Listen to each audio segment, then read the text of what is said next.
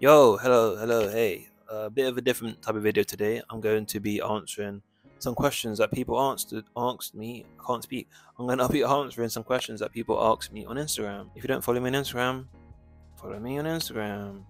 Okay, cool. Let's get into it. Okay, so the first question is, how do you heal through issues while completely alone? When it comes to this, I feel like I have quite a bit of experience in this, just because I am quite a lonely motherfucker. I be on my solo dolo, as they say. And yeah, a lot of my healing was done in isolation. So yeah, I feel like it is possible, but I would say it's not the best way to do it. And I'll get into why. So although being in isolation is definitely a good use of time to like use for healing and improving yourself and all that jazz, the real growth and the real healing comes from being around other humans. Because unless you're planning on being some sort of isolated motherfucker your whole life and just being inside all day and just being the most healed incel of all time, then you're gonna have to be around people. And I think being isolated is a good time to get your knowledge on point. So like know how you do things, like, or like learn more about yourself and reflect. But it's very easy to get into the habit of just like knowing all this information, knowing all the right things to do, and then never actually going out into the world and implementing it. So you don't want to get stuck in that trap of just being like a super knowledgeable guy of healing and then not actually doing any of the work in the real world. So I would say use your time in isolation to reflect, to learn more about yourself, to do more research on how your childhood has affected you, things like that, your different sort of like attachment styles, and all the buzzwords. Learn about all that kind of stuff, and then go out into the real world and see how you actually act around other humans, because that's the most important part. The whole point of healing isn't just so you can just be some sort of monk who just sits by himself a day and is just at peace. You want to actually be able to use your new skills and your new mechanisms to actually help other people, and be around other people and make being a human more fun. So that's going to involve other people. And also, when you're around other people, that's when you actually know how much you've actually healed. Because it's great just like being by yourself and learning about all your triggers and shit. It's a whole different story when you're actually around people and you get triggered. And so, oh, okay, fuck, okay. I thought I healed this thing, but clearly there's still a part of me that isn't healed. Just having that kind of information is very useful, and it'll probably help you on your journey. So yeah, don't stay isolated. Get out into the world, meet people, get triggered, etc. All right, cool. I'm not sure if this is a question more than a statement. Gooning addiction, no joke. Okay, so let's talk about gooning. I hate the fact that this has become like the term for doing that, but hey. Uh, so yeah. Honestly, I'm not an expert gooner. My numbers were never like MJ level. I was more like a rotation option off the bench. Maybe like a Trevor Ariza type of player. But yeah, my numbers were never that crazy. But I was a bit of a streaky scorer, shall we say? So I would say, like, honestly, the main issue, or one of the main issues with people that have these, addictions to, the hub and gooning, etc., is that you're using that to replace something that you're missing. So really, it's more like a coping mechanism than like a actual like medical addiction for most people.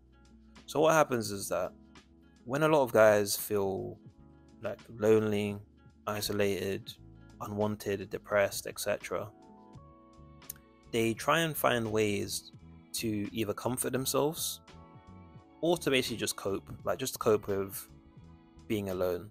And one of these coping mechanisms is the hub. There are many others like gaming, drugs, etc., but the hub is one of the biggest ones, just because, let's be honest, there is a lot of content of a sexual nature out there for free, and the internet is free, so you can access it whenever you want, and that makes it extremely hard to resist. But I'll be honest, the main way that you can stop doing this is that you're going to have to change your identity. I don't mean like getting a whole new passport. I mean like literally changing the way that you view yourself, especially when it's around the hub and the porn and that kind of shit. You have to honestly change the way that you view yourself. You have to be like, I'm not someone who's on day 5 of NoFap. I'm not someone who's trying to quit. I don't watch that shit. I don't do that shit. I find it gross. I don't want to be a gooner. That has to be your mentality and your identity when it comes to this. That it's something you don't do. That's not what you're about. You're not one of those guys. That should change the way that you view it, because right now, the way you're viewing it as, oh, you know, I'm just trying to not watch it, but you know, I watch something. Like, that's gonna see how flimsy, like flip floppy that is. You're already putting a precedent in place where you're expecting yourself to fail. You're expecting yourself to relapse. I'll be honest, that probably will happen regardless, but it can't be something where you're like, oh yeah, it's whatever. Right? If I relapse, I'm just back to day one. You have to actually change the way that you view it. You have to maybe, I don't know, find some weird toxic shit that makes you feel like, yeah, porn is bad for me. It's bad for me. Or maybe even do some sort of like mental gymnastics and say, if I watch this stuff, if I watch this stuff and masturbate to it, I am not going to be the person I want to be in the future. That basically the reward, which is like a momentary, you know, oh yeah, that's not worth like the years of just being a down bad motherfucker in the house, just addicted to that shit. It's not worth it, man. It's not worth it. Because you gotta be honest, sir, the person that you want to be, whatever kind of magical figure this is that you want to be, you know, the guy, the cool guy that has money and girls or whatever, that gooning is not involved in that kind of person's life, is it? So just fucking stop touching your wiener, man. Yeah, listen. Don't touch your weenie. Don't touch your peenie. Don't stroke it, man. Don't choke it, man. Stop watching the hub, even if you got a chub. Yeah. Don't beat your meat. Go clean your feet. Oof. Don't beat your meat. Don't stroke your schlong. Let's get along. Alright, next question. Okay, dealing with friendships ending. Interesting. So yeah, when it comes to friendships ending, I think a lot of us take it really personally when friendships don't last. And I guess it's mainly because a lot of us have a kind of idealistic idea of what we think friendship is supposed to look like. And when it doesn't end up looking like that, a lot of us take it personally as like, oh, it didn't work because they didn't like me enough. When in reality, a lot of the time, like, friends just kind of drift apart sometimes, especially if you're not on the same wavelength, especially if you're not on the same sort of path, if you don't have the same sort of morals. And even if you do, there's no guarantee that friendship will work, because friendship is a very unique relationship. It's like neither of us are like gaining anything from this. It's just like, I like you, so let's hang out. It's like there's no actual deeper reason for friendship. It's just like, oh, I like being around you, so let's be around each other. So I guess when friendships end, people can kind of take it like, oh, they didn't like being around me, which, you know, it might be the case, but also it's like you have to accept you can't control people. You can't control how people view you, like what people want to be, like what people want to be in your life. What you can control is who you allow into your life, and how, you know, how deeply you allow people into your life.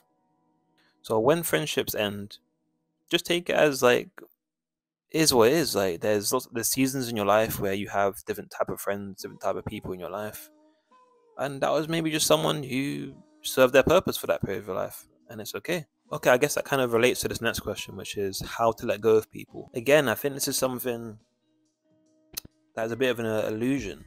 Letting go kind of goes into the whole idea of closure and that type of shit. The truth is, you never had them in the first place. This idea of letting go is very possessive. It's like you didn't own them. There's just a person that you knew. Like, how do you let go of someone? It's like you have to acknowledge that you, even by saying that, there's a part of you that wanted to control their behavior. There's a part of you that wanted to control that like kind of a person. You have to acknowledge that is a bit toxic. Like, you can't control the other people. You can't control what people do, what they think. And the illusion that you thought that you could is the problem, not the fact that they're out of your life. It's the fact that you were so attached to them that now the fact they're out of your life, you feel like your life's not worth living, or your life's just a bit shitty without them. So again, yeah, you can't control other people. You can't control what people do. If you want to be in your life, great. If they don't, great. That should be the mentality, that you don't need other people. You don't need like people. You should want to, you know, have people in your life, but it shouldn't be like, oh, I need you. Like, without you, I'm fucked. Like, please. No one wants to be friends with that kind of person. This will be the last question. So, how do you recover from red pill thinking? So again, this is something I can probably relate to and speak on in depth, because believe it or not, I actually used to be into the red pill when I was younger, when I was a bit of a bored, sad teenager. So yeah, like most men, I got into the red pill due to wanting to understand women, which is pretty funny now that I understand what the red pill is. That's not what it does at all. But yeah, for a guy that doesn't know anything about dating, the red pill seems like this magical sort of ideology that has all the answers, when a lot of it is just bullshit, I'll be honest. So the first step to getting out of this mindset is acknowledging the numerous flaws in the logic of the red pill, namely being that they seem to be very attached to certain archetypes of humans, or more precisely, they're very attached to certain archetypes of women. The main archetype that they are focused on is for very like materialistic women, or as they like to say, the like hypergamous women. And of course these women do exist, but the red pill basically says all women are like this. Every woman is just like this. They're hungry for the next man that has more. They're hungry for, you know, more successful men that are hotter, more whatever. And of course, as I said, there are women like this, but the fact that they tell you that this is how all women are is ridiculous. And the only reason that young men believe this is because a lot of these guys that believe this, they don't have any experience talking to women. They don't have any experience with just having a regular conversation with women that isn't about sex, that isn't about relationships. And I can prove this because most of the red pill guys that are giving out this information, they openly say that they don't have any female friends, that they don't value female relationships at all. And for me, that's a massive red flag. How can you say that you know women, you know how they think, when you don't speak to any of them? You don't actually ask them how they think.